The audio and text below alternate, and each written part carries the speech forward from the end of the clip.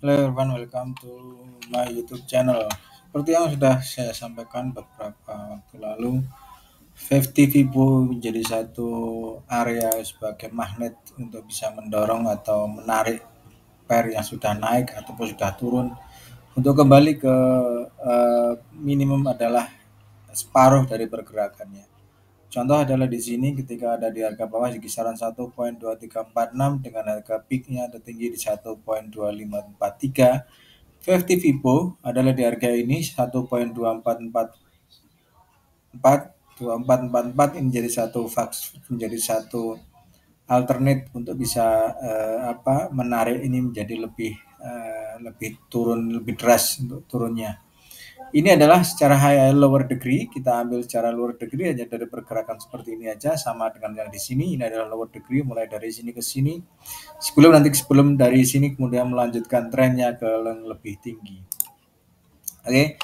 Namun secara higher degree ini masih belum akan selesai. Artinya fase 50 Vivo ini akan menjadi satu fase yang harus dilalui juga oleh pair untuk mencapai target di 1.2185.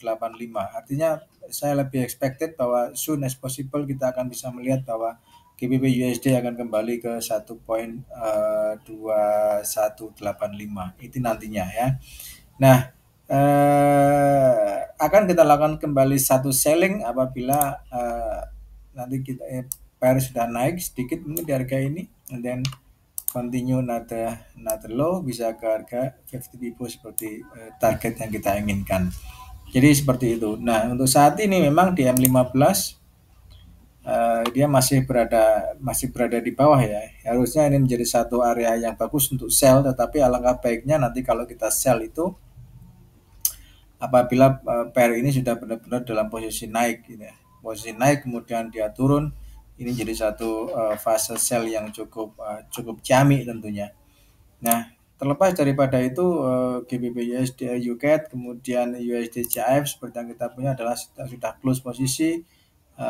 UCAD ini tinggal menyisakan satu posisi saja. Saya masih holding posisi karena ada satu target di 50 Vivo yang belum di reach oleh price.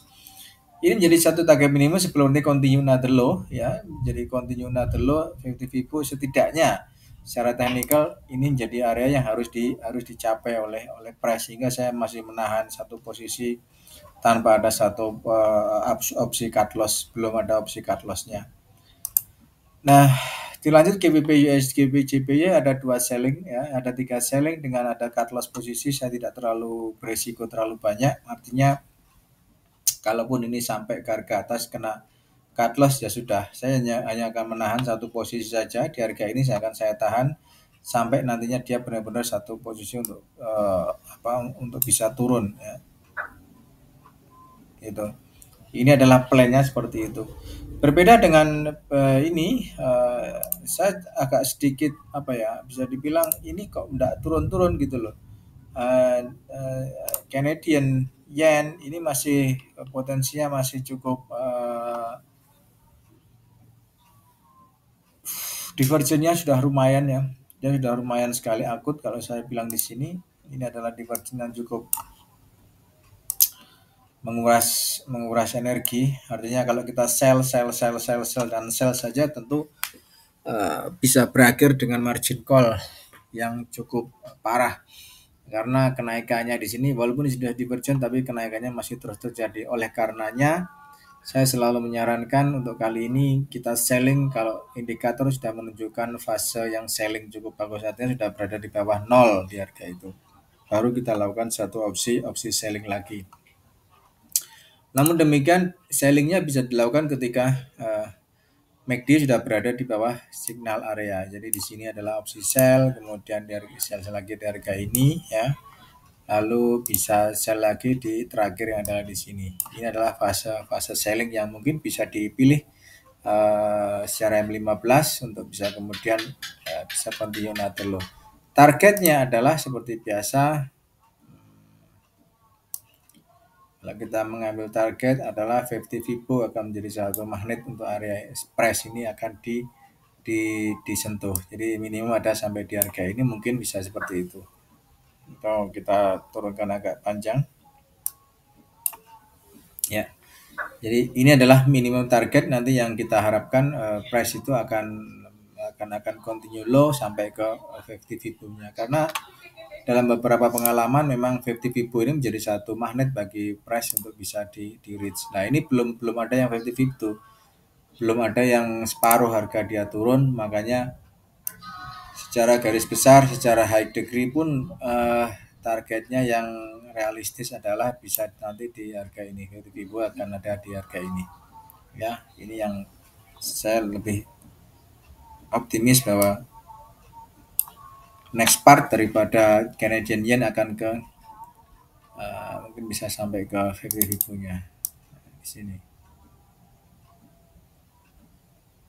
Ya, ini dia. Nah, ini hapus saja. Jadi dari sini nanti akan turun sampai ke 50 ribu di harga ini. Sebelum mungkin nanti akan melanjutkan continue another higher lagi untuk melanjutkan trennya yang akan terjadi. Beberapa waktu juga masih ini juga masih belum ada 50 ribu juga gitu loh. Jadi potensi kenaikannya sebenarnya masih terus push higher terus untuk Canadian Yen ini. Ya, Canadian ini masih push higher terus sehingga eh, eh, harus kita imbangi dengan satu lock posisi tentunya. Kalau kita ingin opsi selling maka di sini ini adalah 50 Fibo-nya, maka kita akan cari 50 Fibo-nya nih. Nah, gitu. Oke. So, untuk saat ini sementara saya masih beberapa posisi. Kalau seandainya sudah tidak memungkinkan untuk bisa kita hold posisinya, artinya kita harus lepas dengan opsi opsi cut loss paling tidak ya. Kita harus lepas dengan opsi cut loss to secure our account tentunya. Pertama yang fokusnya saya adalah di yen ini. Euro yen ini cukup ya membuat pusing juga gitu loh. Euro yen saya sudah salah dalam beberapa posisi, walaupun sell-nya sudah sesuai rule ya, sudah sesuai rule di bawah nol kita sell, ke bawah nol kita sell, di sini juga sama kita sell di harga ini.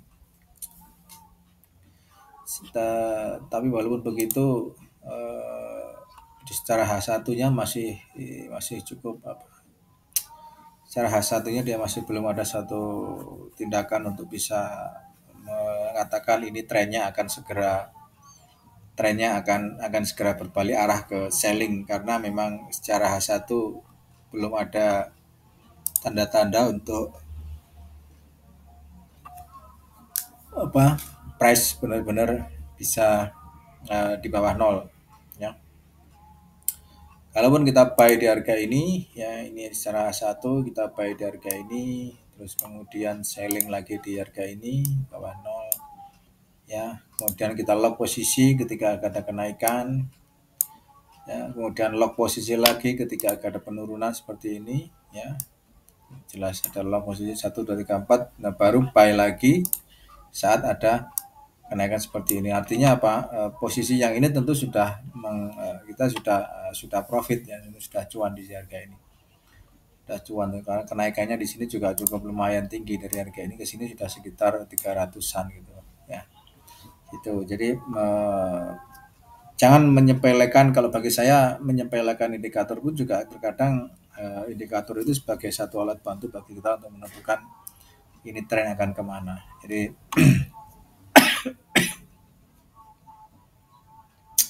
kalau menyepelekan sepertinya juga ya walaupun ini hanya alat bantu, tapi setidaknya dengan begini kita kalau kita memaksa untuk terus selling saja susah gitu loh. Artinya apa? Sellingnya pun juga harus sesuai rule. Artinya kita hanya bisa sell ketika price benar-benar berada di bawah MACD berada di bawah nol. Ya, kalau kita punya sell di harga ini, di harga yang di sini, maka ini adalah harga selling lagi. Ya, maka kita akan punya 1 2 3 4 5, ada 5 selling yang kita lakukan. Kecuali kita lakukan dengan opsi lock posisi, ini beda lagi. Ini kalau lock posisi pun juga tidak ada masalah sebenarnya kita lock. Itu Oke, so uh, saya masih akan menunggu sampai ini karena ini sudah di break oleh price sehingga ini menjadi satu signal awal ya. Di sini pun juga sama, ini sudah ada sinyal break di price yang menjadi satu sinyal awal untuk bisa price mungkin akan continue low. Ini sama, ini menjadi satu support yang cukup strong untuk nantinya akan lebih expected dia akan di break oleh price. So far kita masih menunggu fasenya. GBP USD sudah saya lepas, UCAD saya sisakan satu, YDJAF pun juga sudah saya lepas. Sekarang tinggal all yen, sepertinya saya hanya menahan beberapa posisi all yen aja. Yang paling banyak adalah all yen, dan all yen pun juga GBP AUD nih ya. AUD ini tidak tahu ini kenapa kok diem tanpa ada pergerakan sama sekali ya. Jadi all yen saja yang sekarang menjadi satu fokusnya. Itu yang mana all yen-nya pun juga masih fase yang parah, artinya dia kita punya minus yang cukup lumayan gitu. Nah, ya, masih lumayan minusnya sehingga ya harus berhati-hati dalam penggunaan lot, posisi lotnya. Nanti kita pakai lotnya bagaimana, harus berhati-hati sekali agar agar nanti tidak salah ya dalam menentukan pergerakan. Saya cuma khawatir ketika buy di harga ini kemudian price naik lagi, price langsung jatuh. Ini aja yang menjadi satu kekhawatiran. Karena memang so far kalau saya melihat posisinya sih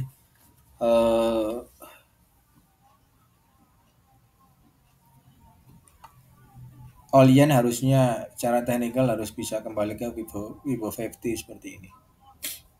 Oke, ini menjadi satu masa yang mana harus kita tunggu. Sekali lagi, selling hanya dilakukan ketika MACD sudah berada di bawah 0. Jadi seperti ini ya. Ini pun kalau di M30 ya di sini kita sell. Di sini belum ada sell. Nanti kita akan coba combine ya. Dua selling ini di M30 dan di di sini. Ini kalau dia turun di bawah 0 lagi maka kita akan coba sell, nambah sell. Kita pakai M30-nya. Nah, secara teknikal sih harusnya ini sellingnya kan di situ, dan ini selling yang kedua ada di sini. Ini selling pertama, ya, sellingnya di sini. Selling pertama, ya, kemudian kedua, ketiga, ya harusnya ada keempat, nanti akan kita selling yang keempat. Dari semuanya ini, selling pertama ini tentu kita sudah minus kurang lebih sekitar 300 poin, maka targetnya adalah pergerakan 150 atau di harga ini, di harga tengah-tengah ini adalah harusnya sudah bisa minimum adalah break even. Kalau sudah break even gitu sudah close saja semuanya. Itu karena memang hasilnya sudah cukup. Nah, karena di awal sudah salah gitu, di awal sudah salah. Jadi lebih baik break even saja. Oke, teman-teman. Ada pertanyaan nanti bisa disampaikan di WhatsApp number, ada di nomor ini. Oke. 085910979932. Apabila akunnya ingin di manage bisa sampaikan di WhatsApp ini. Oke. Untuk profit share-nya cukup lumayan besar saya berikan untuk investornya. Sekali lagi 085910979932 adalah WhatsApp numbernya. Nanti apabila teman-teman akunnya ingin di manage silakan bisa disampaikan di WA ini atau lewat kolom komentar di bawah. Have a nice day, bye-bye.